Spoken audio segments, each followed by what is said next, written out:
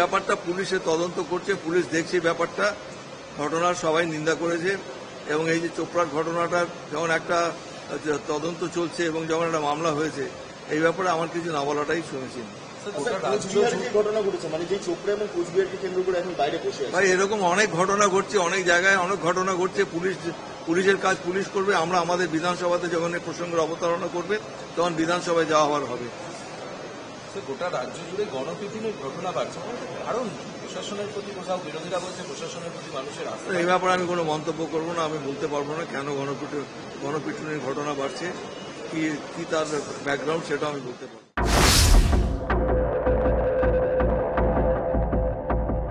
দেখুন, বারবার এই ধরনের ঘটনা প্রমাণ করছে রাজ্য প্রশাসনের উপরে মানুষের কোনো বিশ্বাস নেই।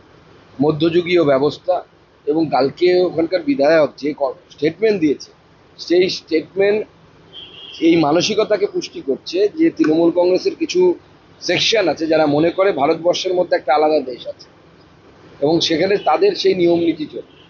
এটা চলতে পারে না। ভারতবর্ষের সংবিধান আছে, সেই সংবিধান অনুসারে দেশ চলবে না। সে তো তৃণমূল কুচবিহারও দেখতে পাচ্ছে না, আপনার চোপড়াও দেখতে পাচ্ছে না, কিছুই দেখতে পাচ্ছে না।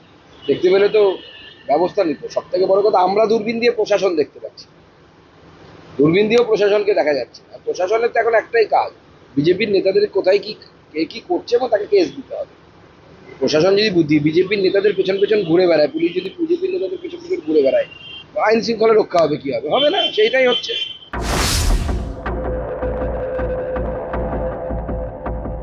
আসলে কি জানেন, দেখুন, হামিদুর রহমানের মতো মানুষদের যদি এমএলএ করা হয়, যারা বলে একটি মহিলাকে লিঞ্চিং করা হচ্ছে চোপড়াতে, আপনারা সবাই দেখেছেন, সেখানে মুখ্যমন্ত্রী এমন একজনকে, এমন মানুষদের আপনি এদেরকে বাচ্চা বলবেন না, চৌবাচ্চা বলবেন না, বদমাইশ বলবেন, কি বলবেন বলুন?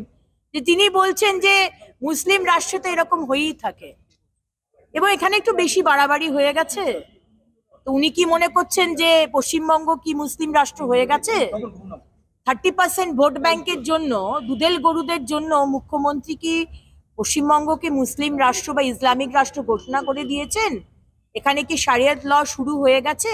আমি মুখ্যমন্ত্রীর কাছে প্রশ্ন রাখবো।